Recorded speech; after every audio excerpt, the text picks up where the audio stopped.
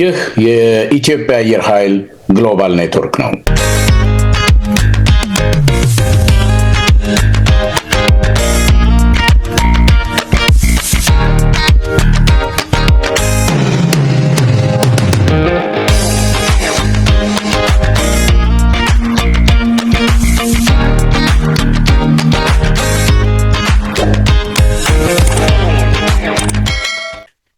ጤና ይስጥልኝ ሁላችሁም ውድ የአየር ኃይል ዓለም አቀፍ ህብረት ቤተሰቦች፣ ጓደኞች እና ወዳጆች እንዲሁም ኢትዮጵያን ዛሬ ከአንድ በጡረታ ላይ ከሚገኙ የአየር ኃይል አባል ጋር ቆይታ እናደርጋለን። በጓደኞቻቸው አመለሸጋ፣ ኩሩ፣ ዲሲፕሊንድ፣ ስራውና አየር ኃይልን ከልቡ የሚያከብር ናቸው ይሏቸዋል። በሁሉም የተከበሩ፣ ሁሉንም ያከበሩ፣ ለሰራዊቱ ደግሞ ከፍተኛ ፍቅር ያላቸው አንጋፋ የአየር ኃይል አባል ናቸው። ዛሬ ከእሳቸው የሚለው ቃል ብዙ ጊዜ ለወታደር አይሰራም። እንግዲህ ከአንተ ጋር ቀጥላለሁ። ከዚህ በኋላ ያው ወታደር የሚጠራራበት መንገድ እሱ ስለሆነ ከማስተር ክፍሉ ጌታሁን ጋር ቆይታ እናደርጋለን። ስለምትከታተሉን በግሎባል አየር ኃይል ኔትወርክ ስም አመሰግናለሁ።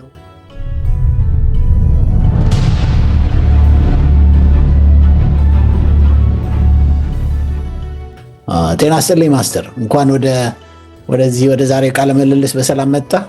እንደምን ነህ? እስቲ ትውልድህን እድገትህን እና እንደው ለምን አየር ኃይል እንደገባ በትንሹ በኢንትሮዳክሽን ብትጀምር። እሺ፣ እንደምን ሰነበታችሁ? ስለ ጋበዛችሁኝ በጣም አመሰግናለሁ። እንግዲህ በእርግጥ ለዚህ ክብር መብቃቴንም በጣም ትልቅ እድል አድርጌ ቆጥረዋለሁ። ምክንያቱም ከኔ የበለጠ ስለ አየር ኃይል መግለጽ የሚችሉ በጣም ብዙ ሲኒየሮች እንዳሉ አውቃለሁኝ። የሚችለውን ያህል መናገር አይከፋም እና ትውልዴ በቀድሞ አጠራር ሲዳሞ ጠቅላይ ግዛት ሀገረ ሰላም ከተማ አጠገብ ሸላቤ የምትባል ቦታ ላይ ነው የተወለድኩት እና እዛ ትልቅ እርሻ ነበረ። የቤተሰቦቼ ከብቶች፣ ብዙ ሌሎች ንብረቶችም ነበሩ። ከተወሰነ ጊዜ በኋላ ግን ያንን አካባቢ ለቀን፣ ምክንያቱም አላውቀውም፣ ዲላ የሚባል በጊዜው ዲላ የአካባቢው ትልቁ ከተማ ነው። ምናልባት እኛን ለማስተማር ተፈልጎ ሊሆን ይችላል። ብቻ ዲላ ከተማ ገባን እና ዲላ ከተማ ይመስለኛል ወደ 5 ዓመት እዛ አካባቢ ስደርስ ይመስለኛል ዲላ የመተዛወር ነው የመሄድ ነው። ዲላ እንግዲህ ትምህርት ሲጀምር በቤተ ክህነት ትምህርት ነው የጀመርኩት። የቤተ ክህነት ትምህርት የኔታ መኮንን የሚባሉ በጣም ታዋቂ መምህር፣ ምናልባት ዲላ ተማሪዎች በብዛት የሚያውቋቸው፣ ብዙ ልጆች ያስተማሩ ትልቅ ሊቅ ናቸው በቤተ ክህነት ደረጃ። ከእሳቸው ጋር ፊደል ቆጠርኩ፣ ወንጌል፣ ቀጥሎ ዳዊት፣ ደጋገም፣ ወደ ድቁና የሚያስኬዱ መንገዶችን ሁሉ ዘልቄ ነበረ። ነገር ግን አሁን በማላውቀው ሁኔታ እና አሁን በጣም በሚቆጨኝ ሁኔታ አቋርጬ ወደ መደበኛ ትምህርት ቤት ገባሁ። አፄ ዳዊት አንደኛ ደረጃ ትምህርት ቤት ይባላል ዲላ እና ያድቁና እየተማርኩ መቀጠል ይችል ነበረ፣ ግን ተቋረጠ። ከሚቆጩኝ ነገሮች አንዱ እሱ ነው። እንግዲህ አፄ ዳዊት ትምህርት ቤት በአካባቢው ያለው ትልቁ የመንግስት ትምህርት ቤት እሱ ነው። እዛ በጥሩ አይነት አንደኛ ደረጃ ትምህርት አጠናቀቅኩ። መምህራቼ ጋሽ ተፈራ ካባ፣ ጋሽ ዘውዴ ቢቂላ፣ እማማ ወርቄ እንዲህ ነበሩ። ጋሽ ብርሃኔ የምንላቸው መምህራኖችን አስታውሳለሁ። እና አንደኛ ደረጃ በጥሩ ውጤት ነው ያጠናቀቅኩት። አጠናቅቄ 1 ዓመት ጅማ ተምሬያለሁ። 1 ዓመት ጅማ ከተማርኩ በኋላ ወደ አዲስ አበባ ዳግማዊ ምኒልክ ትምህርት ቤት መጥቼ እስከ 11ኛ ክፍል ዳግማዊ ምኒልክ ትምህርት ቤት ነው ያጠናቀቅኩት። እና እንግዲህ በዚህ ጊዜ ውስጥ ምኒልክ ትምህርት ቤትም በጣም ጥሩ ጊዜ ነው ያሳለፍኩት። የኮርሱ በጣም አጭር እና ደሞዙም አነስተኛ ስለሆነ ባቋረጥ እንደሚሻል ስለነገሩኝ አቋረጥኩት እና ሌላ ኮርስ እየጠበቅኩ ነበረ። እና በመሰረቱ እኔ ውትድርና በጣም ወድ ነበረ። ከመጀመሪያው ምናልባት ዩኒፎርሙ በጣም ይስበኝ ነበረ። የሚስበኝም አንዱ በጣም የሚስበኝ የአየር ኃይል ዩኒፎርም ነበረ። እና እኔ በአየር ኃይል ለማወቅ ብዙ ችግር የለብኝም። ምክንያቱም አየር ኃይል ውስጥ አጎት ነበረኝ በትልቅ ማዕረግ ያለ እና ነገር ግን የእኔ ፍላጎትና የአጎቴ ፍላጎት የተራራቀ ነበረ። አጎቴ ትምህርት እንድንቀጥል ነበር። ሁላችንም ብዙ ነበርን በዛን ጊዜ 11ኛ ክፍል ነበርን፣ ከሴትም ወንዶችም። እሱ እንድንማር ነው የሚፈልገው። እኔ ግን በእኔ በኩል ወደ ትምህርቱን ብዙ መቀጠል አላቅም። በጣም ተቸግሬ ነበረ ወደ ኮርስ ለመግባት። እና አየር ኃይል አንድ ቀን መጥቶ ገለጻ ሲሰጥ ከኔ በፊት የተቀጠሩትን በተለይ ስለ በረራ ትምህርት ቤት ስለ በረራ ሲያወራ በጣም ይስብ ነበረ። ሻለቃ አለማየሁ አስፋው የሚባል ምናልባት ታስታውሷቸው እንደሆነ ሻለቃ አለማየሁ አስፋው በስፖርትም በጣም ተሳታፊ ነበሩ። በአቋማቸውም በአለባበሳቸው በጣም የሚስቡ ናቸው እና አነጋገራቸውም በጣም የሚስብ ስለነበረ እሳቸው በእርግጥ የዛን ጊዜ በመፍራትም በመተውም ባለመተውም ባህል እያለሁኝ ነገሩ አለፈኝ። መጨረሻ ላይም ሆለታ ጦር ትምህርት ቤት እንደዚሁ መጡ። ሲመጡ አንድ ጓደኛዬ ጋራ ከተማ ይባላል አሁንም በህይወት አለ። ከሱ ጋር ለምን አልሞክርም ብለን ሆለታ ጦር ትምህርት ቤት ሄደን ነበረ። ሄደንም 1-2 ቀን እዛ ሁኔታዎችን ለማየት ሞከርን። ግን አንዱ ነገር ምንድነው ከኛ ጋራ በእርግጥ በእኛ እድሜ አካባቢ ሌሎች ልጆችም ነበሩ። 10-15 እንሆናለን። ግን በአብዛኛው የነበሩት 10 አለቃ 50 አለቃ እየተባባለው ይጠራሩ ነበረ ከኛ ጋራ ትምህርት ለመውሰድ።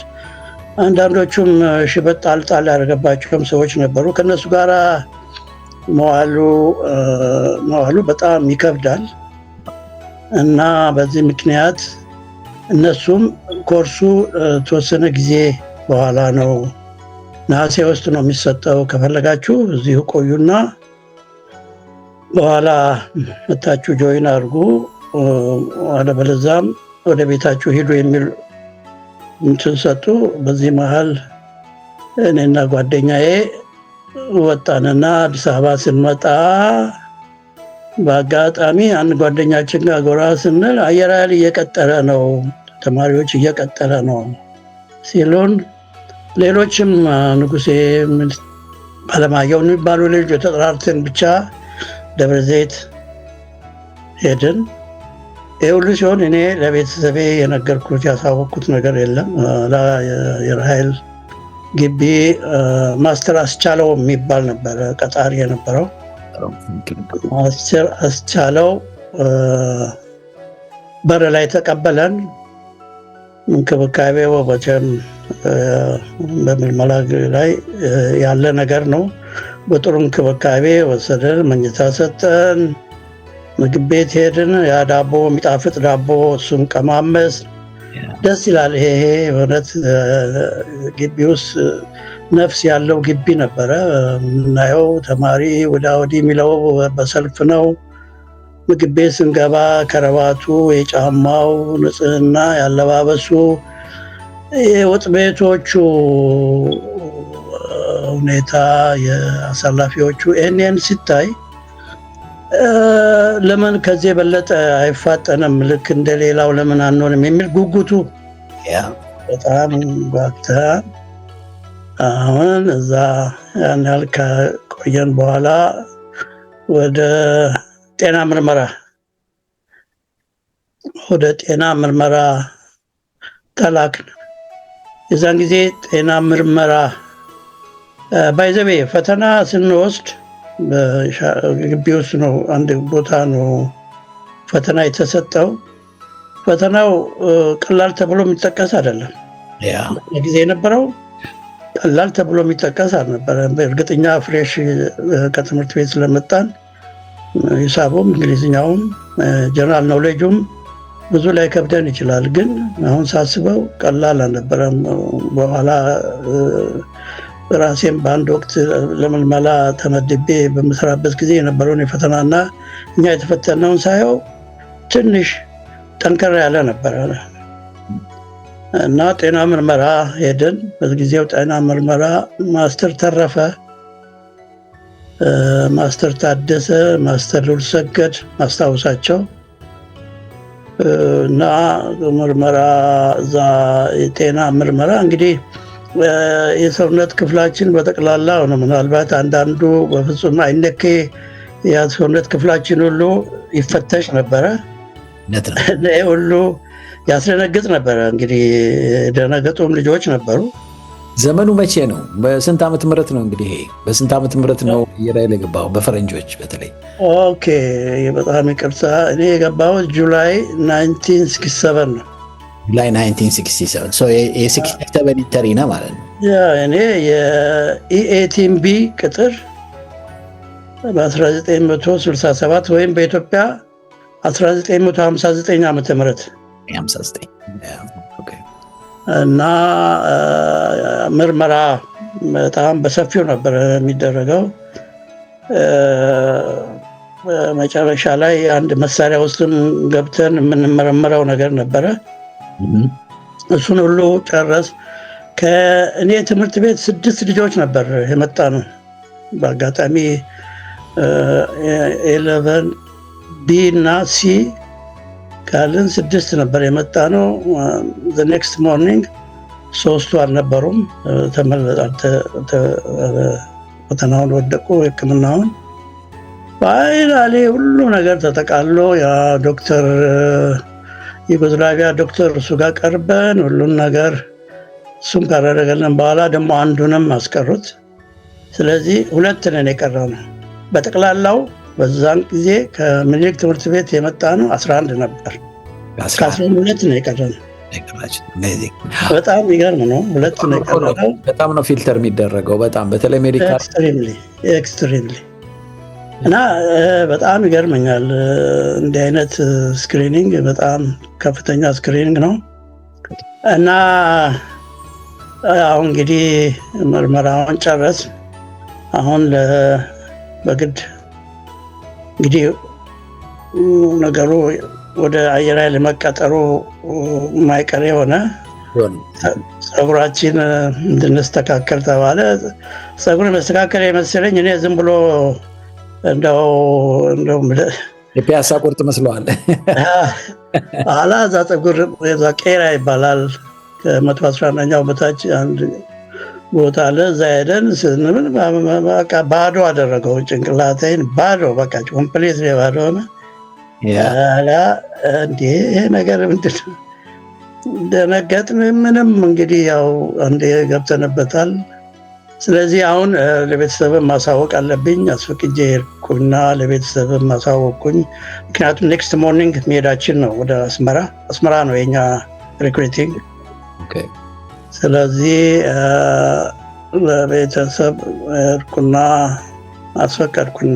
ማስተር አስቻለውን አስፈቅጄ አጎቴ ይህን መንገር ለሱ ቀጥታ መንገር በጣም ፈራው። ለባለቤቱ መቅደስ እኔ ጨርሻለሁ፣ አየር ኃይል ገብቻለሁ፣ በረራ ትምህርት ቤት ነገ መሄዴ ነው አልኳት። በጣም ደነገጠች። አበበ ነግረዋል? አልነገርኩትም። አንቺ እንዴት ነግሪው ነው አለች። በጣም ደነገጠች። መደነገጣቸው ሌላ ነገር ሳይሆን እንግዲህ ቅድም እንዳልኩ እኔ ትምህርት ቀጥዬ ሌላ ቦታ እንድደርስ ነበር እና እዚሁ አየር ኃይል መግባቴ ለምን አልነገርከውም አለች። ፈራዋለሁ። የሚፈራም ሰው ነው፣ እንዲቀላልም ሰው አይደለም፣ የሚናገርም የሚያወራም ሰው አይደለም። ግን ሁሉ ነገር በሆዱ ነው። ምክንያቱም አየር ኃይል በዚህ በጣም የሚታወቅ ነው። ጀነራል አበበ ወልደማርያም ይባላል። ምክትል ሚኒስቴርም ደረጃ ደርሶ ነበረ እና በተፈጥሮ የዛን ሰው ስለሆነ ማሳዘንም ከበደኝ። የሱ ፍላጎት ሌላ፣ የኔ ፍላጎት ደግሞ ወደዚህ ሆኖ በጣም ተሰማኝና ቀጥታ ልነግረው አልፈለግኩም እና ተመልሼ መጣሁ። ጠዋት አስመራ C-54 የሚባል አውሮፕላን ምናልባት እናንተ አልደረሳችሁበትም። C-54 አውሮፕላን ኮረጆአችንን ይዘን ልብሶች፣ ቅያሬ ልብሶች፣ ቱታ፣ ጫማዎች፣ ፎጣ፣ የስፖርት ልብስ ያልተሸከምነው የለም። ብቻ ያንን ተሰጠን እና ተሸክመን C-54 ተርሚናል ስጠብቅ በአጋጣሚ ቆሜ እያለሁ መጥቶ አጎቴ ያስጠራኝ እና ጠየቀኝ። አሁንም ሀሳቤን መለወጥ ፈልግ ከሆነ ምናልባት ሀሳብን የምትለውጠው ነገር ካለ አለኝ። አይ እኔ አሁን ቆርጫለሁኝ፣ በተለይ በራሪ ለመሆን በጣም ፈልጋለሁኝ፣ እባክህ እሺ በለኝ አልኩት። እሺ ምን ቢም የለም፣ እሺ በፈለክ ጊዜ መልእክት ላክልኝ ብሎ ዞር ብሎም አላየኝ። ሄደ፣ እሱ ወደ መኪናው ሄደ። እኛም በC-54 ጭነን አስመራ ገባን። እንግዲህ እስካሁን ድረስ እንክብካቤው ተደረገው። በእናንተ ጊዜ ትሬኒንግ አስመራ ነበረ? የኛ ጊዜ ትሬኒንግ አስመራ ነበረ፣ ኤቭሪቲንግ አስመራ ነበረ እና አስመራ ስንደርስ ያኔ እነ ባሻ ቸገና 10 አለቆች ነበሩ። ባሻ ቸገና፣ ባሻ ደምሴ እና ሻለቃ ባሻ ኃይለ ጊዮርጊስ የሚባሉ ነበር። አንድ በጣም ውትድርና ጠልቆ ውስጣቸው የገባ ቬሪ ዲሲፕሊንድ ነው። ከሁሉ ነገራቸው ፕሪሳይስ ነው። በቃ 1+1 ነው። በቃ ምንም እንደው ብዙ ሰው የቀረጹ እሳቸው ናቸው፣ ባሻ ኃይለ ጊዮርጊስ እና እዛ ስንደርስ እነሱ ተቀበሉን። እንግዲህ አሁን ገባን ወታደር መሆናችን። ልክ እንደደረስ ተሸከም ተባል። እስከዛ ጊዜ ድረስ ትእዛዝ አልነበረም። አሁን ትእዛዝ ተሸከም፣ ሩጥ፣ በዚህ ግባ፣ በዚህ ውጣ። አሁን እነ ባሻ ሸገና፣ ባሻ ደምሴ እና ከበደ የሚባሉም ነበሩ። አሁን ማዕረጋቸውን በእርግጥ ረስቻለሁኝ እና በእነሱ ያው አቀባበል ተደረገልን። ወደ መኝታ ቤት ተሰጠ። መኝታ ቤት እንደደረስ ፈርስቲንግ ያው የአየር ኃይል ትልቁ ቫልዩ ከአየር ኃይል የሚገኘው ጥቅም ጽዳት ነው። በዚህም ወጣ በዛም ወጣ ባለባበስህ ባኗኗርህ ሁልጊዜ ንጹህ ሆነ እንድትገኝ ነው። በቃ የመጀመሪያ የተደረገው ያንን ቤት በምላሳችን ነው የላስነው። ኦልሬዲ ቤቱ ንጹህ ነው፣ ግን ጽዳት እንድንለምድ ስለተፈለገ ብቻ ያንን ቤት በምላሳችን ልሰን አጽድተን ከዛ አልጋ ነጣጠፍ ዝም ብሎ አልጋ ነጣጠፍ አይደለም። ምናልባት ሌሎችም እንደኛ ተምሮ እንዳላቀም 45 ዲግሪ የምትባላለች በብርድ ልብስ የምትታጠፏ 45 ዲግሪ መሆን አለበት። ሳንቲም ማንጠር አለበት። እየተነጠረ ነው። አካዳሚ ነበር ባይዘው አካዳሚ እንደሱ ነበር። እና እንደዛ አድርገው አሳዩን። ልብስ አደራደር፣ ጫማ አቀማመጥ እና እንግዲህ ከዛ ወደ ምሳ ሲካሄድም ምግብ ቤት ሲካሄድም ሲመጣም ሩጫ ነው፣ መሮጥ ነው። በተለይ ምግብ ቤት ሲገባ የመጀመሪያ የተገነዘብኩት ነገር ስለ ምግብ ቤት ስነስርዓት የሆነ ምግብ ቤት ያየሁት እዛ ነው። ምግብ ቤት አገባብህም ወንበር አያያዝህም ኢቭን የምታኝከው ራሱ ሌላውን ሰው እንዳይረብሽ ተደርጎ መሆን አለበት እና ይህንን በዛን ሰዓት ያኔ ተብል ማነር አልተማርንም መጀመሪያው ላይ እና እነ ባሻ ሸገና እየዞሩ ሲያላምጡ ይህ ድምፅ የሚያሰሙት ይቆጡ ነበረ። እንዲህ አንተ ድምፅ አታሰማ፣ ሌላውን ትረብሻለህ አለ። ብቻ እንግዲህ እንዳመጣጣችን ብዙ አይነት ዝርክርክነት አለብን እና ያንን ይቆጣጠሩ ነበረ እና እንግዲህ ውትድርና አሁን ቀስ እያለ ውስጣችን እየገባ ኔክስት ሞርኒንግ አሁን መተኛ አደር። አስመራ ብርድ እንዲቀላል ብርድ አይደለም። ሌሊት ተኝተን በጠዋት ተነስተን እንግዲህ ሌላውን ነገር ይሆናል እና እናደርጋለን በሌሊት እየጠበቅን እያለን ልክ 11 ሰዓት ተኩል ሲሆን ሽብር ፊሽካ ከግራ ከቀኝ ተነስ። ምን ተፈጠረ? ምን ማናቀው የመጀመሪያው የሆነ ፍጹም ያደናግር ሁኔታ አጋጠመን። እንዴት የቱን ይዘን የቱን በዛች ጊዜ ውስጥ አልጋ አንጥፈን ልብስ ለብሰን መሰለፍ ነበረብን። ውጪ ተሰልፈን 30 ደቂቃ ነው 40 ደቂቃ ስፖርት አለ እዛው አካባቢ ሩጫ ወዳ ወዲህ ቀስ በቀስ ወደ ቀማሪ መንገድ እንወጣ ነበረ። የዛን ቀኑ ግን በጣም አስደንጋጭ ነበረ። በህይወት መጀመሪያው ኤክስፒሪየንስ ነው እና እንግዲህ ከዛ ባንዲራ ማውጣት አለ። ከባንዲራ ከኛ በፊት የነበሩ ሲኒየሮቻችን ነበሩ። እነሱ ነው ቅድሚያ ባንዲራ አወጣጡን ስነስርዓት የሚያካሂዱት። እኛ ቆመን ነበር የምናየው። ባንዲራ አውጥተን ሄደን ቁርስ በልተን እንደገና በሩጫ ተመልሰን እዛ ፓሬድ ግራውንድ ሆኖ ለሰልፍ ትምህርት መዘጋጀት ነው። እንዲህ ያልን እንግዲህ እዛ የወታደራዊ ሰልፎቹን ሌሎች የወታደራዊ ትምህርቶችን ምድር ጦር በጥልቀት ይማሩታል። ለእኛ ግን የማጥቃት መከላከል፣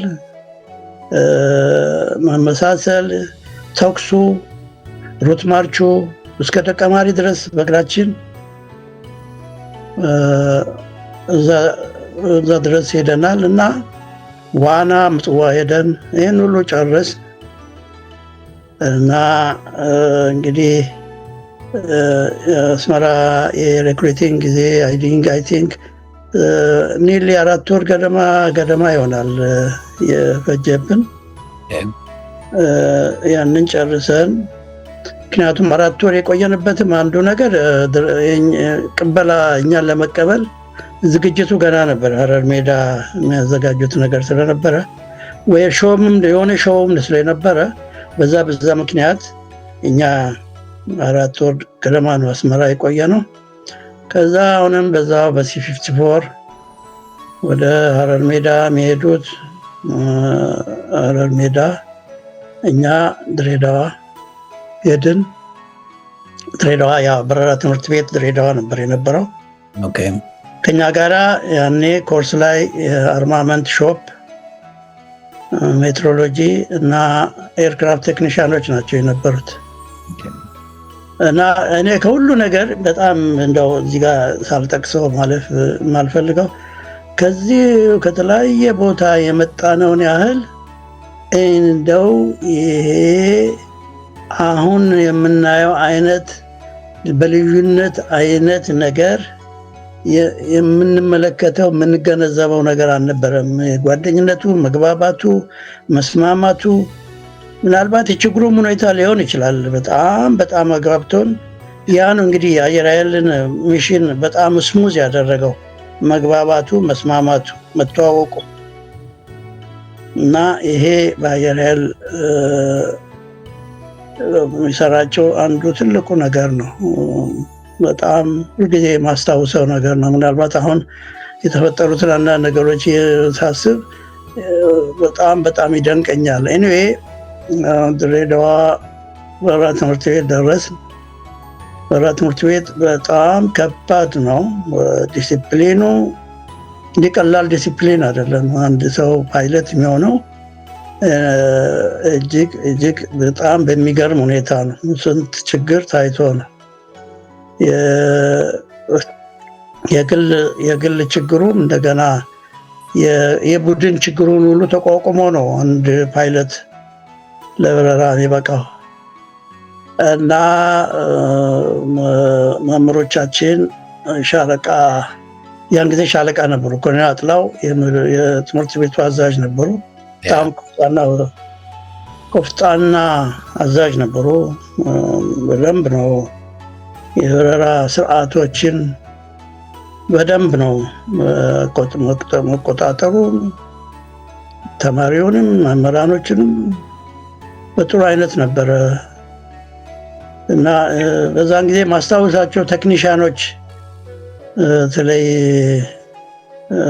ድሬዳዋ በቀጥታ ከነሱ ጋራ ከቴክኒሽያኖች ጋራ እነሱ ነበር የሚያስረዱን ስለ አውሮፕላኑ። እና እንደው በጣም ይገርመኛል። ኦልሬዲ አውሮፕላኑን እንዴት እንዳወቁት ሳፊር ነበረች በኛ ጊዜ። ያቺን ሳፊር ብትን አድርገው አውቀው ለእኛ ለማስረዳት የሚያደርጉት ጥረት እጅግ በጣም ይደንቀኛል። ውስጤ ብዙ ጊዜ አሉ እስከ መጨረሻው ድረስ ማስታወሳቸው ከፍተኛ ቴክኒሽያኖች አሉ። እና በዚህ አይነት እንግዲህ እዛ በምድር ላይ ኤሮዳይናሚክስ አንድ እስራኤላዊ ነበሩ የሚያስተምረን። ኤሮዳይናሚክስ ደስ የሚል ሰብጀክት ነው። እርግጥ ካልኩሌሽኑ ትንሽ ከበድ ይላል ደስ ይላል። ኤኒዌይ እሱን ኤሮዳይናሚክሱን ተምረህ አውሮፕላኑ ጋር ሄደ አየር ምን አይነት ሁኔታ አውሮፕላኗን እንደሚያንቀሳቅሳት አንዱ ፓርት ላይ ኤሮኗን ላይ እንዴት አክት አድርጎ ስታብላይዘሩ ላይ እንዴት አክት አድርጎ አውሮፕላኗን ከፍና ዝቅ ግራና ቀኝ ይህንን ፕራክቲካሊ እዛው ይህንን የሚያስረዱን የዛን ጊዜ ቴክኒሽያኖች ናቸው። በጣም የሚገርም ነው። በጣም ሳይንቲፊክ ነገር ነው። ኤሮዳይናሚክሱን ራሱን ልጆቹ እዛ ለእኛ በደንብ ያስረዱን ነበር። በጣም ነው ማደንቀው። እና አሁን ምድሩን ጨረስንና እንግዲህ ወደ ሰማይ ተጀመረ። ታክሲንግ ነው የሚጀምረው። በታክሲንግ ጀመርን። አውሮፕላን መንዳት በእውነት በጣም ከባድ ነገር አይደለም። ከባድ የሚሆነው ምንድን ነው የሚሆነው ያንን ለመንዳት መፈጠርክም ከተፈጠርክ ነው። መኪና ማንም ሰው ይነዳል። መኪና ስነዳ አዋቂ ነው ማለት አይደለም። አውሮፕላንም እኔ ስነዳው ነድቻለሁ፣ ያው ነዳው ማለት እችላለሁኝ። ታክሲም አድርጌያለሁኝ፣ ሰማይ ላይም ወጥቻለሁኝ። ወደ ግራም ወደ ቀኝም ወደ ፊትም ወደ ኋላም አድርጌ ሞክሬያለሁ። ግን በእርግጥ ለመናገር አይምኖት ቦርን ለዛ አልተፈጠርኩም። መፈጠር ይፈልጋል። በጣም ይህንን እኔ እቀበላለሁ። ለዛ የተፈጠሩ ሰዎች አሉ። እኔ ሌላ ነገር የሚያስቸግረኝ ነገር አይደለም። የሚያስቸግረኝ ላንዲንግ ለምሳሌ እኔ ማስበው አውሮፕላኗ እኔ እንትኑ ይመጣብኛል፣ ሜዳው ይሮጥብኛል። ግን እኔ ነኝ ወደ ሜዳው መሄድ የነበረብኝ። ይሄ ጭንቅላቴ ውስጥ በጣም አስቸገረኝ። ይሄን ማስተካከል አልቻልኩም። መምህራኖቼ ብዙ ሞከሩ። በሌላ የተቸገርኩት ነገር የለም። ሌዜትም ቆንጆ ሰራለሁ፣ ግላይዲንግ ከዛ ሪከቨር ማድረጉንም ይህን ነገር ብዙ ችግር አይደለም። ይሄ ግን ምንድነው ቀድሞ ማሰብ ቀድሞ ማሰብን ነው። ይሄ የሱ አይነት ድክመት ያለው ሰው በረራ ቢሄድ ራሱንም ጎድቶ ምናልባት ሌላም ሰው ሊጎዳ ይችላል። እና እኔ በትክክል ራሴን በዛ ቦታ ላይ ገመገምኩት። አሁንም በሌላው ነገር ሁሉ የምችለውና ማልችላቸውን ነገሮች ለእኔ የተፈጠሩትና ለእኔ ያልተፈጠሩትን ነገሮች ትምህርት የወሰድኩት በዛ አይነት ነው። እና በረራ መብረር ብዙ በጣም ይሄን ያህል ከባድ ነገር አይደለም። ግን ለዛ የተፈጠረ ሰው ለበረራው የተፈጠረ ሰው መሆን አለበት። ይገርም ነው። ኤኒዌይ ተሞከርኩ። በዛ አይነት ከተሞከርኩ በኋላ አልሆነልኝም። ስለዚህ ወደ ሀረር ሜዳ ተላኩ። ሀረር ሜዳ የዛን ጊዜ ወደ ሚያዝያ ገደማ ወይም መጋቢት መጨረሻ አካባቢ ነው። ትምህርት ቤትም መሄድ አይቻልም። ስለዚህ በግድ አየር ኃይል አካባቢ ኮርሶች መፈለግ ነበረብኝ። በዛን ጊዜ ከኛ በፊት ማኔጅመንት 1 ጀምረው እነሱ ሰክሰስፉሊ ግራጁዌት አድርገው አዲስ አይነት ኮርስ ነው እና ማኔጅመንት 2 እየተቀጠረ ነበረ። እኔ እንግዲህ እዛ ጆይን አደረግኩ። ማኔጅመንት ኮርስ ትልቅ ኮርስ ነው። አሜሪካኖች፣ እንግሊዞችም ነበሩ፣ ህንዶችም ነበሩ። ከአየር ኃይል ውስጥ ደግሞ ትላልቅ በተለያየ ሙያ ዲግሪ ያገኙ ሰዎች እየመጡ ያስተምሩን ነበር እና በጣም ትልቅ ኮርስ ነው። እኔ በተለይ ይሄ ኮርስ አሁን ከአየር ኃይል ወጥቼ ጡረታ በተገለልኩበት ጊዜ የተለያየ ቦታ በምሰራበት ጊዜ ተጠቅሜበታለሁ። ሰፕላይ ማን ሆኜ ገንዘብ ሆኜ እንደ ገንዘብ ቤት ሰው ሆኜ እንደ አስተዳዳሪም ሆኜ ሁሉንም ነገር አሁን ይህን ሁሉ ነበር የሚያጠቃልለው ማኔጅመንት ሁሉ ነገር የሚያጠቃልል ኮርስ ነበረ። ይህንን ማኔጅመንት ኮርስ አጠናቀቅኩና እንግዲህ ወደ ፐርሰኔል ተመደብኩኝ። ጠቅላይ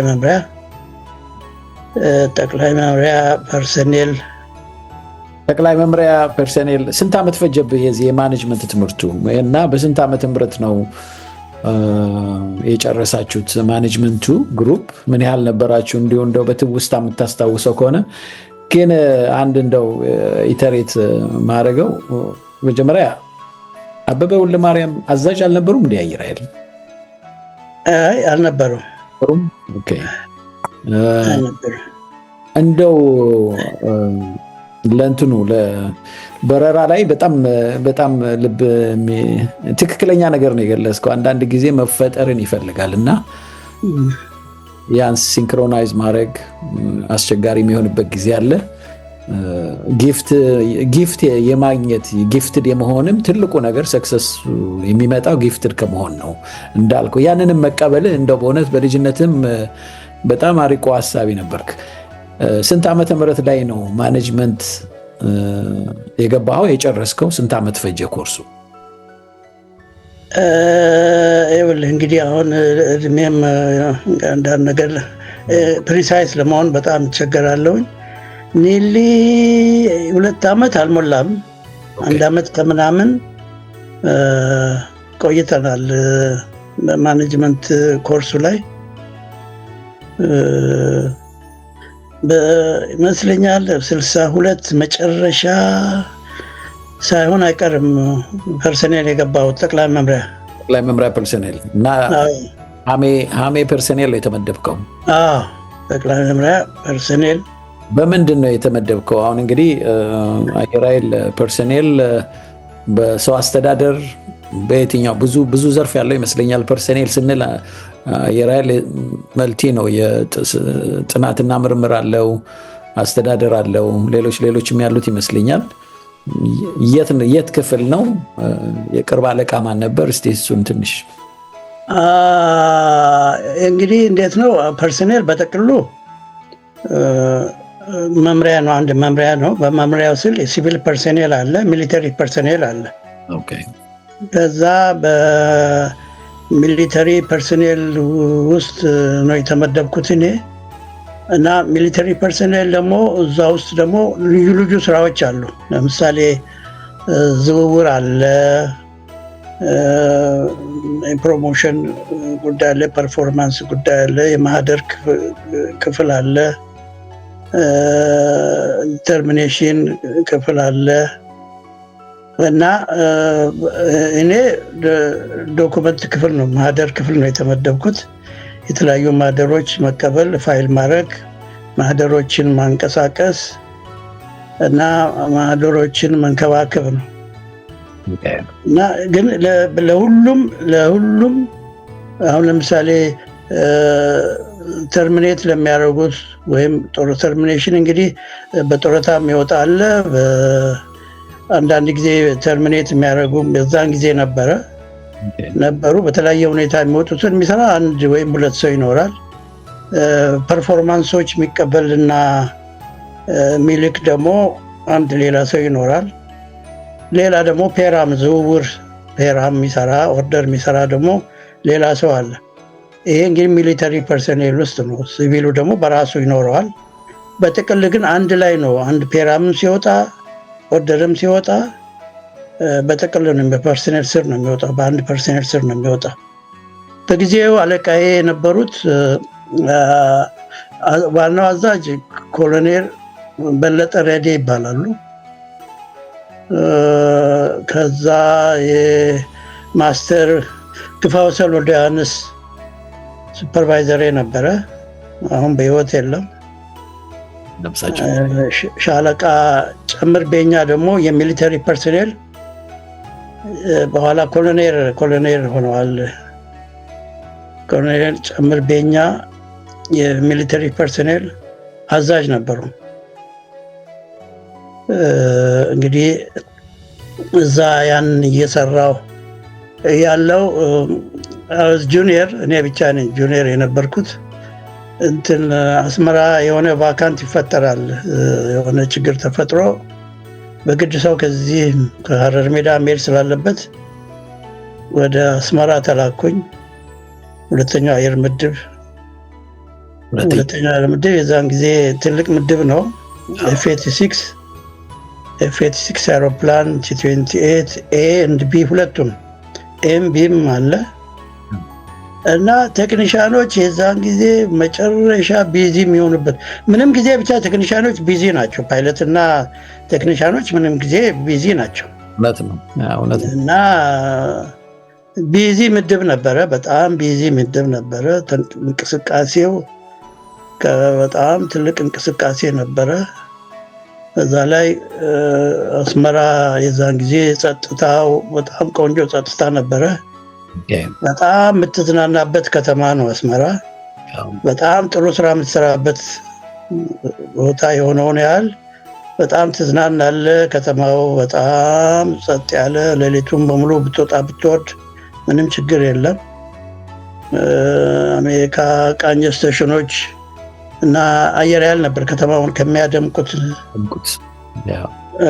እና አስመራ ደስ የሚለኝ እሱ ነገር ነው። ግቢው የስራ እንቅስቃሴ እና ግቢ ውስጥ የነበሩት ደግሞ ልዩ አክቲቪቲዎች ነበሩ። ለምሳሌ ስፖርት ነበልባል፣ አንድነት፣ አምዲሳ አጋ መሪሳ፣ መሰረት የሚባሉ ቡድኖች ነበሩ እና ግቢው ሁልጊዜ በቃ በእንቅስቃሴ ነው።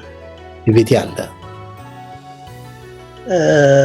እና ሌላው ክበብ ውስጥ ደግሞ ክበቡ የመኮንኖች ክበብም የእርሜን ክበብም የተለያዩ ዝግጅቶች በየጊዜው የተዘጋጁ ሰው ኢንተርቴን ይደረግ ነበር። በጣም የሚገርም ነገር ነው። የዛኔ የከተማው ሰው በጣም እንደሱ አይነት ነገር እንቅስቃሴ እንደ አየር ኃይል እንደሱ አይነት እንቅስቃሴ የሚኖርበት የለም ነበር እና ጓደኞች ያላቸው ሰዎች ምሽቶች በተደጋጋሚ ይኖራሉ። አየር ኃይል ለመምጣት በጣም ጥሩ አጋጣሚ የሆነላቸው ነበር እና ያን በጣም አስታውሳለሁኝ። በዛ ላይ ክበቡ እንደ ቢርኮል የሚባል በቅናሽ ቢርኮል ማለት ቢራ በቅናሽ መጠጥ በቅናሽ እና ለምሳሌ አንድ ቢራ እስከ 20 ሳንቲም ድረስ የሚሸጥበት ጊዜ ነበረ። 2 ጊዜ የአመራሮኛ ሰርቻለሁ እዛ ኤርሜን ክበብ ከማስተር ጌትዬ ሸንቁጤና ማስተር ደረጀ ግዛው ጋራ እና በጣም ቆንጆ ጊዜ ነው ያሳለፍኩት። አስመራ ደስ የሚለኝ ነው። በጣም ጥሩ ስራ የሰራሁበት ከብዙ ሰዎች ጋር የተገባባሁበት ጊዜ ነው። በዛ ላይ ደግሞ አንድ ትልቁ ነገር ትምህርት ተማርኩ። ማትሪክ ወሰድኩና አለፍኩና የአዲስ አበባ ዩኒቨርሲቲ መምህራን አስመራ ዩኒቨርሲቲ እየመጡ ቅዳሜና እሑድ ትምህርት ይሰጣሉ እና እዛ ተመዝግቤ ፐብሊክ አድሚኒስትሬሽን በጥሩ ሁኔታ እየተማርኩ ነበርኩ። ትዝ ብለኝ ኢኮኖሚ መቼሳ አብረን ነበር። ሌሎችም ነበሩ ፍቅረ ማርያም፣ አስተር ታደሰ እነዚህ ጋር አብረን እንማር ነበር። አየር ኃይል መኪና ይሰጠናል። ባገኘነው ክሬዲት ገንዘብ ይከፍለናል እና በጣም ይበረታታ ነበር ትምህርት እና ጥሩ ደረጃ ደርስ ነበረ። ግን ምን ተፈጠረ? ወዲያው አብዮት ፈነዳ። አብዮት ሲፈነዳ እንግዲህ ነገሮች ተለዋወጡ። እውነት ነው ተለዋወጡ። ትምህርት ቤት ለመሄድ በመዘጋጀት ላይ ያለው ከሀረር ሜዳ እድገት በህብረት እንደተመደብኩ አዝማች ሆኜ እንደተመደብኩ ትዕዛዝ መጣ። በማግስቱ ጠዋት ምንም ዝግጅት በሌለው ያኔ ወታደራዊ መንግስት ይፈራል። 60ዎቹ ሰዎች ተገለው ገና ወሬው በሬት ላይ ነው ያለው እና አለቃችን ጀነራል ዮሐንስ ነበሩ ያን ጊዜ። ሄደን ጠየቅናቸው። እኛ እኮ እንደዚህ ትምህርት ላይ ብለን ጠየቅናቸው። አይ እኔ በዚህ ጉዳይ የምጠይቀውም ነገር ምለውም ነገር የለም ብለው ዘጉ። አንፈርድባቸውም። እሳቸው ቢሉም ባይሉም ወደኋላ የሚል ነገር አልነበረ። ከባድ ጊዜ ነበር። በጣም መጥፎ ጊዜ ነበረ እና በዛ ተነስቼ አዲስ አበባ መተን ወደ 3 ሰዓት ገደማ ነው ሲዋን ዋናይን ነው ይዞን ሄደው 3 ሰዓት ገደማ ደርሰን ኦልሬዲ 5 ሰዓት ላይ እድገት በህብረት ጠቅላይ መምሪያ ተብሎ 5 ኪሎ ዩኒቨርሲቲ ያኔ ጠቅላይ መምሪያው እዛ ነበረ። እዛ መለከት በቃ እዛ ሞያሌ ጠረፍ 100 ልጆች ይዤ እንድዘምት ተመደብኩ። ነገሮች እንግዲህ አሁን በጣም ተለወጡ። በጣም በማልጠብቀው ፍጥነት በማልጠብቀው ሁኔታ ተፈጠረ እና ተነስቼ ሄድኩኝ። አለቃዬ የዛን ጊዜ ሻለቃ መባጽዮን የሚባል የፖሊስ አዛዥ ነው የምድብ መሪው። አሁን በኢህአዴግ ጊዜ ነው የተገደለው። መባጽዮን አሊ ይባላል። በጣም ማደንቀው ትልቅ ሰው ነው፣ የቦረና ተወላጅ እና እዛ ሞያሌ ደረስኩኝ። ሞያሌ እኔ አስመራ ቀዝቃዛ ነው። የተዘጋጀ አልጋ ላይ ነው። አልጋ ተነጥፎልኝ፣ ልብስ ታጥቦልኝ፣ ተተኩሶልኝ፣ ጫማ ተጠርጎልኝ፣ ምግብ ጠረጴዛ ላይ ቀርቦልኝ ምኖር ሰውዬ አሁን ውሃ በጭሮሽ ሰውነት መታጠብ ማይታሰብ ነገር ነው። ስንቱ ነገር ተደርጎ ነው እና መሬት ላይ በጣም ስስ በሆነ ፍራሽ ላይ በዛ ሙቀቱ ብቻ በጣም በጣም በተራራቀ ሁኔታ እዛ ኑሮ ጀመርኩ። በዛ ላይ 100 ልጆች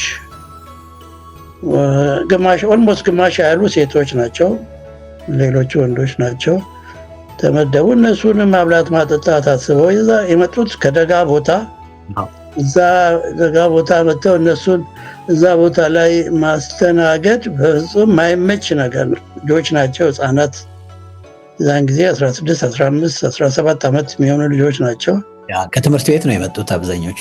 ቀጥታ ከትምህርት ቤት ነው የመጡት እና ራሱ እድገት በህብረት ራሱ በደንብ ያልተጠና እንደው በደንብ እቅድ ያልወጣለት ስለሆነ በደንብም የሚፈልገውንም ዓላማ አልመታም። ኤኒዌይ እኛ ሞያሌ ይህን ያህል ብዙ ምንሰራውም ነገር አልነበረም። አንደኛ አካባቢው የዘላን አሁን ዘላን አይባልም መሰለኝ አርብቶ አደር አካባቢ ነው እና እዛ ገብተህ ብዙ የምትሰራውም ነገር የለም። ኤኒዌይ ያም ሆኖ በጣም ደስ የሚለኝ ነገር እስከ እኛ እዛ እስከሄድን ድረስ አንድም የመንግስት አካል ሄዶ ማያውቅበት ቦታ ወይም ኢትዮጵያዊ ናቸው መሆናቸውንም የማያውቁ ሰዎች ጋር ሄደን ከእነሱ ጋር ተገናኝተን እነሱ አዋርተን ኢትዮጵያዊነትን ገልጸን እንዲህ አይነት ነገር ሰርተን መምጣታችን አንዱ ነገር ነው፣ ደስ የሚለኝ ነገር ነው። ያው ያ ተያይዞ ከዛ በኋላ እንግዲህ ለምሳሌ በእኛ እዛ በመሄድ ፖሊስ ጣቢያ ተቋቋመ። ከዛም ቀጥሎ ከብት ሕክምና ቀጥሎ መጣላቸው ሄደላቸው። ከብት ሕክምና መኖሩንም አያውቁም ነበረ። በጣም ሩቅ ቦታ ነው፣ ዋጭሌ የሚባል በጣም ሩቅ ቦታ ነው። ምክንያቱም አጠገባቸው የኬንያ መንግስት አለ። የኬንያ መንግስት በተቻለ መጠን ቀድሞም እንግሊዞቹ ሆን ብሎ ያደረጉት ነገር ስለነበረ የተሻለ እንክብካቤ አለ። በዚህ በኩል ግን ይሄ የፖለቲካ ነገር ነው፣ ሰዎችን ወደዛ ለመሳብ።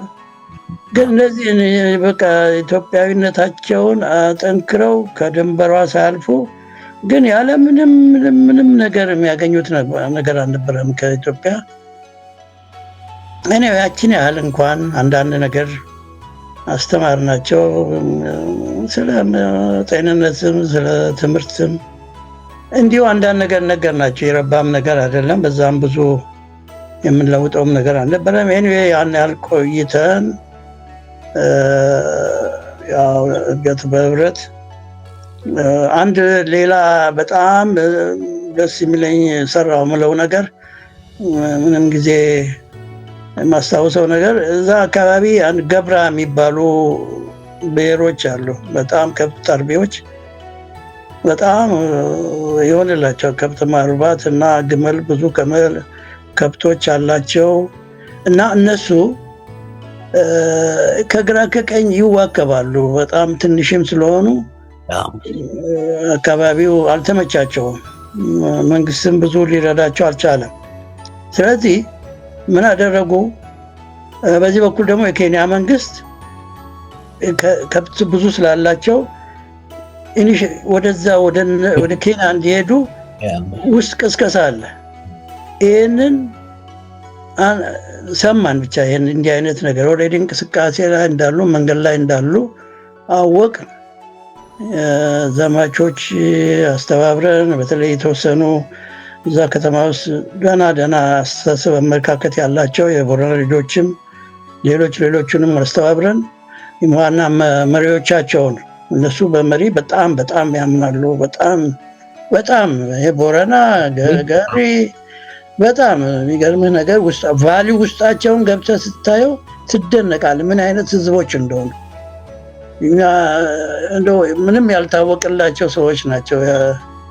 ስርዓታቸው ሁሉ ኋላ እነሱን አሳምነን 5 ቀን አብረናቸው ውለን አድረን ጸጥታ አካላት መጥተው በፈለጉት አይነት እነሱ በሚፈልጉት አይነት መንገድ ጥበቃ እንደሚደረግላቸው ከአለቃዬ ቅድም ያልኩሽ አለቃ መባጽዮን እሱም ኢንቮልቭድ ሆኖ ከመንግስትም አካል ኢንቮልቭድ ሆኖ እዛ ቦታ ቱቃ የምትባል አንድ አካባቢ አለች። እዛ አጠገብ አንድ ሰፊ ቦታ ተፈልጎ ተሰጣቸው። እዛ መኖር ጀመሩ። በጣም የሚገርም እስካሁን ድረስ እዛ ናቸው።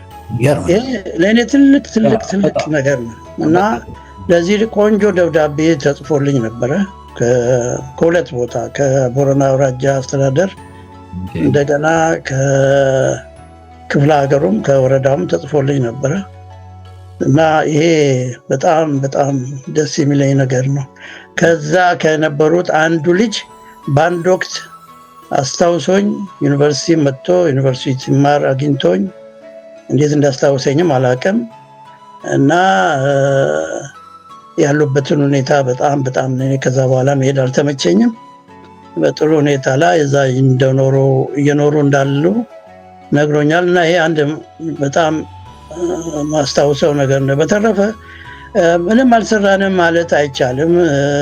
ከተማ ውስጥ የጤና ትምህርቶች፣ መሰረተ ትምህርቶች እንሰጥ ነበረ።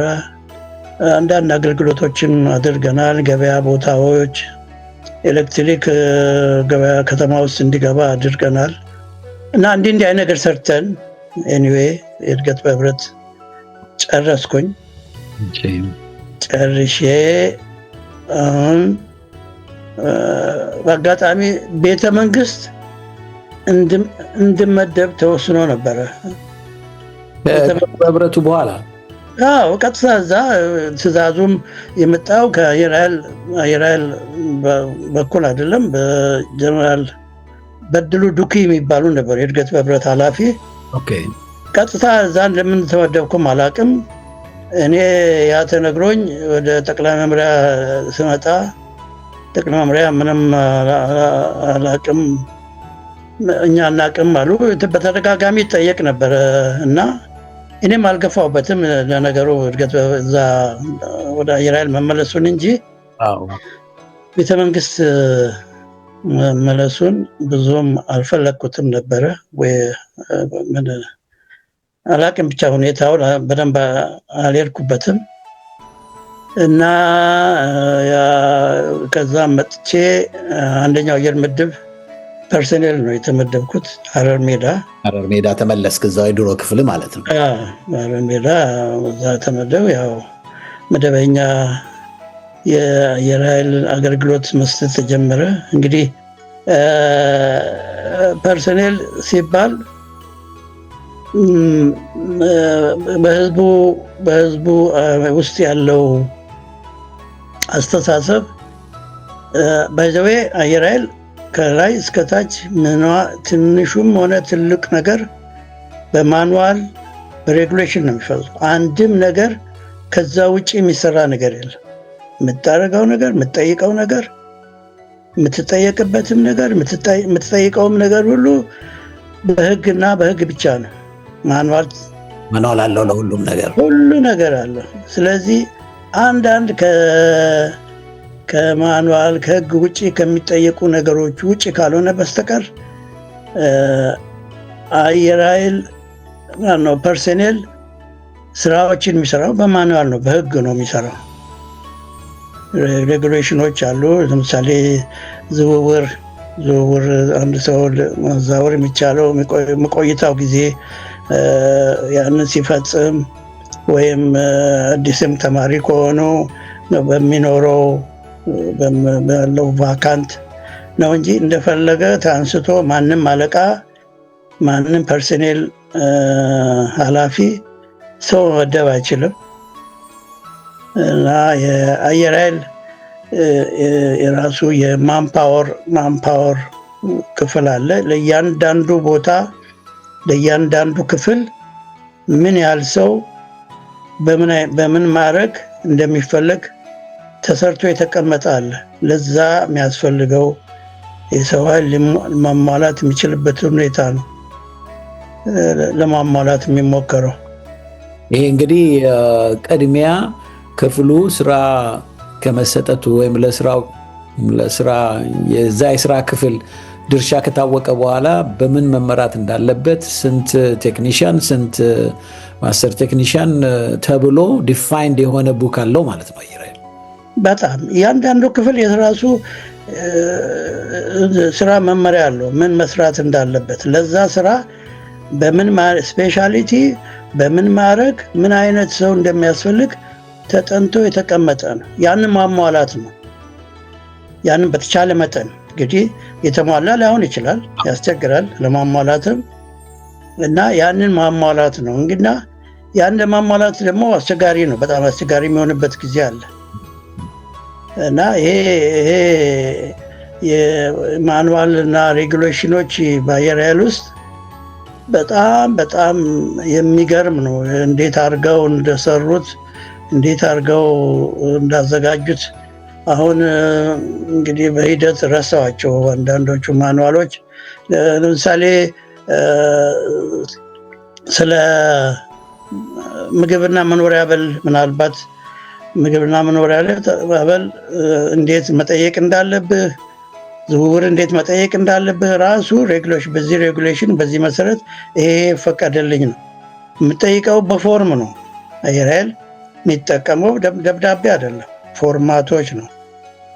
እርግጥ አንድ ነገር እዛ ላይ የተፈጠረው ነገር ምንድን ነው? ችግር የተፈጠረው አየር ኃይል ሲቋቋም መጀመሪያ በስዊድኖቹ ከዛም በአሜሪካኖቹ ከዛም በተለያየ ጊዜ ብዙ ሰዎች እየሄዱ በአሜሪካ እየሄዱ እየመጡ ብዙ ነገሮች አዳዲስ ነገሮች ናቸው ያሉት። ሁሉ ፎርም አንደኛ በእንግሊዝኛ ነው፣ በፎርም ነው የሚጠየቀው እና ይሄ በወታደራዊ መንግስት ስልጣን በሚይዝበት ጊዜ እነዚህ ነገሮች በአንዳንድ መልኩ እየቀሩ ወዳልሆነ አቅጣጫ እየተገባ ነበረ። እሱ ትንሽ ቅር ያሰኝ ነበረ እና አሰራሩ ሁሉ በህግ በማኑዋል አፈጻጸሙ ሁሉ በዛ አይነት ነበረ የሚፈጸመው እና ከስርዓቱም ጋር ይመስለኛል እንግዲህ ሶሻሊዝም ተብሎ ወደ ምስራቁ ዓለም ሲኬድ የአሜሪካኑን እንደዚህ ስትራክቸርድ የሆነውን ሲስተም ለማጥፋት የነዛም ብዙ እጅ ነበረበት ውስጡና በትሬኒንግም በበረራ መስመርም ላይ እንዲህ አይነት ጭቅጭቆች እንደነበሩ እነ ጀነራል አሸናፊ ሲናገሩ ሰምተናል። ሆነ የትምህርት የበረራ ማኑዋሎቹን ለመቀየር ብዙ ትግል ነበር እና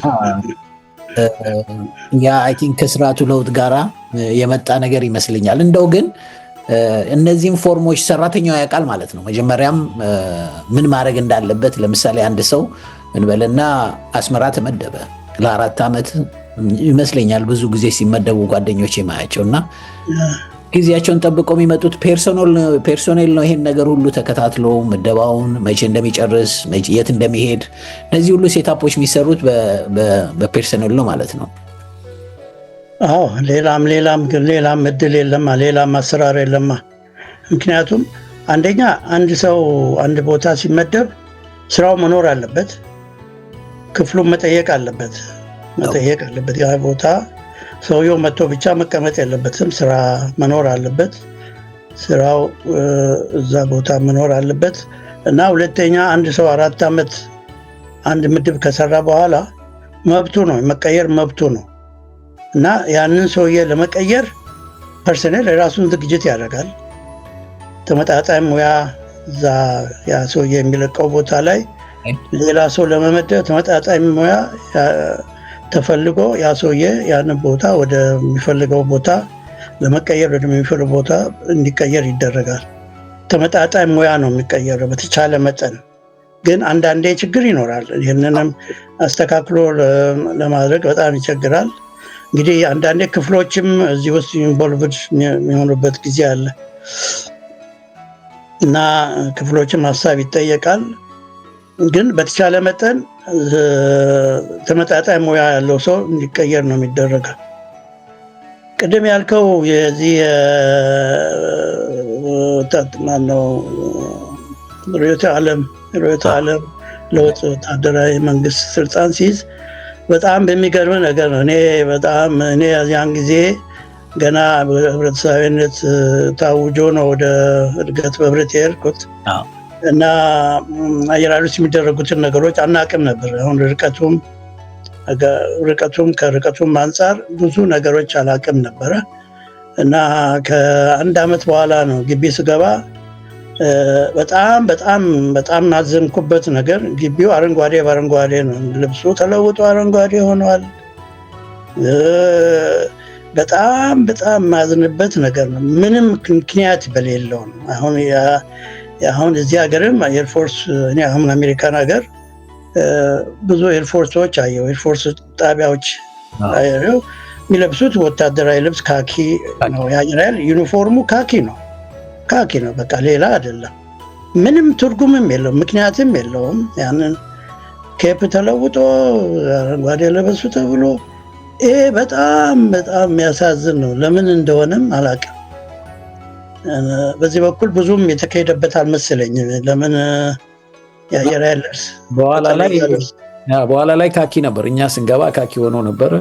ግን በመሀል ያው ለውጥ ብዙ ጊዜ ብዙ ነገር ይረብሻል። ያን ጊዜ ብዙ ነገር የረበሸ ይመስለናል። መቼም ርዕዮተ ዓለም ስለሆነ እነዛም የራሳቸውን ማስረጽ ይፈልጋሉ። የእነሱን የበላይነት ማሳየት ይፈልጋሉ። እንደው ግን በዝውውር ላይ እንደው የእሷን ነገር ቋጭተን እንሂድ ብዬ ነው። ዝውውሩ እንግዲህ መስፈርቶቹን አሟልቶ የስራ ክፍል ጠይቆ የሚሄደውም ሰው በሙያው የሚመጥን ወይም የሚቀራረብ መሆኑ ታውቆ ነው እና እንደው በዛ ፕሮሰስ ላይ ግን ምንም የበላይ ኢንቮልቭመንት ወይም ደግሞ በጥላቻ እንደዚህ የሚደረጉ ዝውውሮች ይኖራሉ በአየር ኃይል ውስጥ ከስራ ሂደት ውጭ ከፕሮሰስ ውጭ እንዲህ የከፍተኛ አመራር ጣልቃ የሚገባበት አጋጣሚዎች ነበሩ? እኔ በእውነት አሁን ይህንን ያጋጠመኝ ያየሁት ሁኔታ የለም።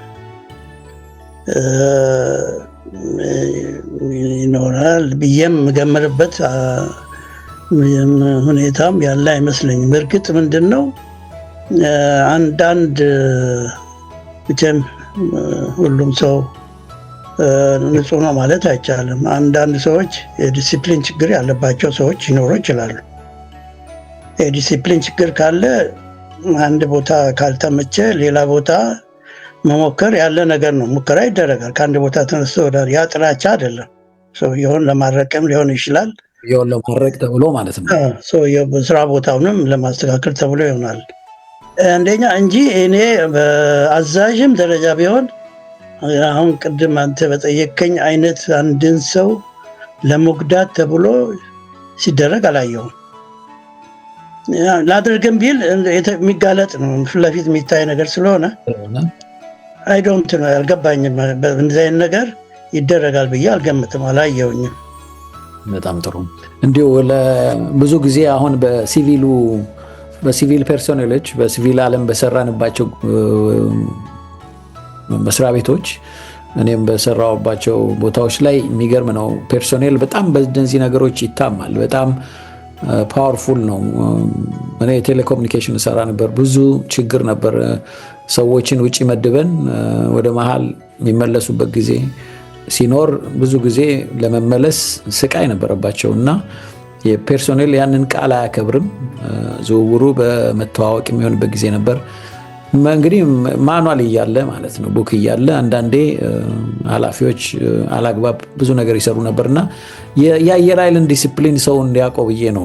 ምን ያህል ዲሲፕሊን እንደነበረ አየር ኃይል በህግ በመመሪያ ይሰራ እንደነበረ ለሀገርም ብዙ ትሩፋት የሰጠ ድርጅት በዚህ በተለይ በሲስተም ላይ እንዳልከው ቅድም አንተም ብዙ ነገሮች ማኑዋል ኮድ አላቸው።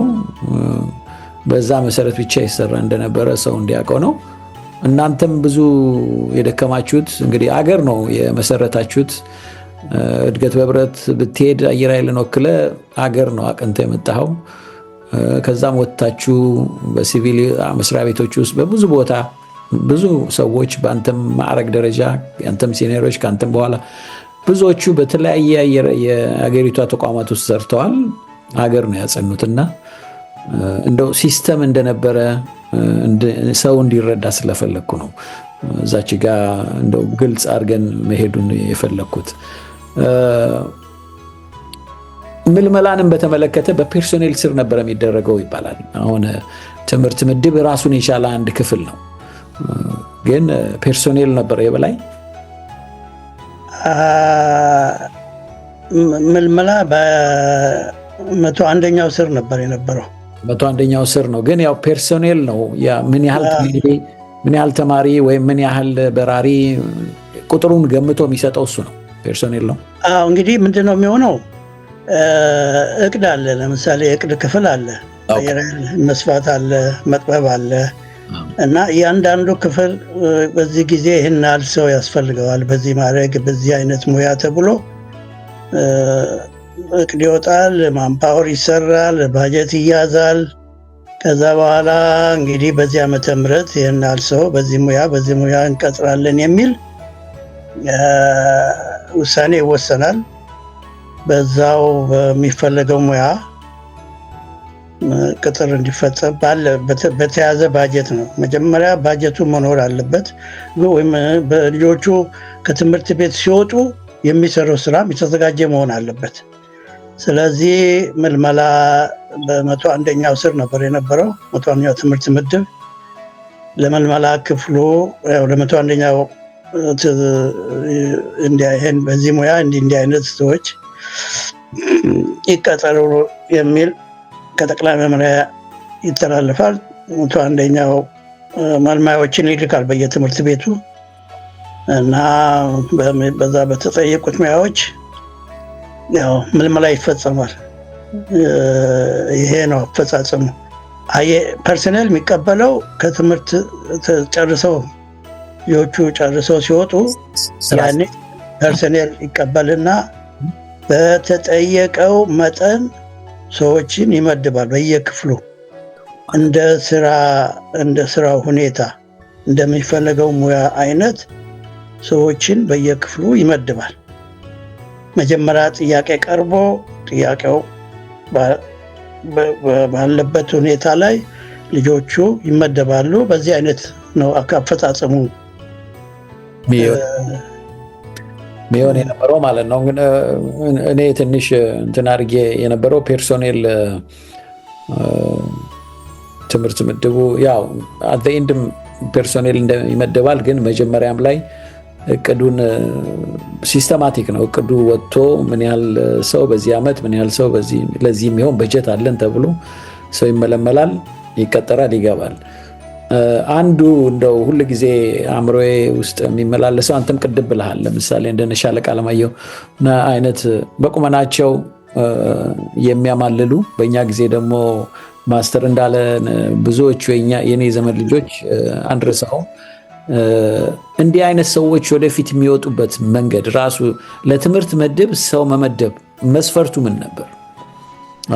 አሁን እዚህ ላይ ፐርሶኔል መቼም ይገባል እና ለትምህርት ምድብ እንደዛ አይነት ሰዎችን መመደብ አይተናቸው ነው ብዙዎቻችን አየር ኃይል የገባ ነው። እና ያ ፐርሶናሊቲ እንዴት ነበር የሚለየው? በጣም የሚገርም ነገር ነው። ይሄ አንዱ ነገር ነው። ይሄ አንዱ አየር ኃይል ከሚያስብባቸው ነገሮች አንዱ ነው። ለምልመላ የሚመደቡ ሰዎች በተፈጥሮ በጣም ንቁ የሆኑ በጣም ጥሩ አቋም፣ በተቻለ መጠን ጥሩ አቋም አየር ኃይልን ልብስ ለብሰው ሲታዩ አየር ኃይልን የሚመሰክሩ እና የሚያሳምኑ ቀልጣፋ ሰዎች ለመመደብ ሙከራ ይደረጋል እና ቅድም እንዳልከው ከመጀመሪያው ጀምሮ እኔ ከማውቀው አንጻር አሁን ሻለቃ አለማየሁ ይሄ ቀረም አይባል ሁለመናው የተሟላ ሰው ነበረ፣ በንግግርም በአፈጻጸምም በሁሉ ነገሩም። ከዛ ቀጥሎ ያሉትም ሰዎች በሚመደቡበት ጊዜ በተሻለ መጠን አየር ኃይልን የሚገልጹ መሆን አለባቸው ሁኔታቸው። እና አሁን እንዳለ ማስተር እንዳለ እሱ በተፈጥሮ እሱ ከሁሉም ሰው ጋር የሚሄድ ነው፣ ችግር የለበትም። እሱ ጨዋታ ይወዳል፣ ማግባባት ይችላል። እና እሱም ሌሎችም ነበሩ። አሁን ማናዬ ማስተር ማናዬ የሚባል ማስተር ታደሰ፣ እነዚህ ፒክ ተደርገው ነው የሚመደቡት። ፒክ ተደርገው አስፈላጊነታቸው በጣም ከሰው ጋራ ሰው ለመሳብ ያላቸው አቅም ታይቶ ነው የሚመደቡት። እና በጣም ያልከው ነገር በጣም ወሳኝ ነው። ወደፊትም ቢሆን በዛ አይነት ቢፈጸም ደስ ይል ጥሩ ነበረ። በጣም እንጂ አሁን ያለውን አላውቀውም። አሁን እኔም ብዙ አላውቅም፣ ግን ይሄ እንግዲህ እኛ አዲስ ፍሬሾቹን ያማለለ ያህል የአየር ኃይል አፈጻጸም ብቃት ላይ ለዚህም እንኳን መስፈርት ይፈለግለት እንደነበረ ማሳያ ነው። እና ሲስተም እንዳለ በብዙ መልኩ ያሳያል። ብዙዎቻችን በእኛ ዘመን ማስተር እንዳለን ከኔም በኋላ ያሉት የሚረሳው የለም። ለመመልመላችን መነጽሩን፣ አለባበሱን ምን አይተን ነው አብዛኛው ሰው ጓጉቶ አየር ኃይል እሱን ለመምሰልም ነበር ብዙ ጥረቱ። እና እንዳልከው ትልቅ ኢምፓክት የነበራቸው መልማዮች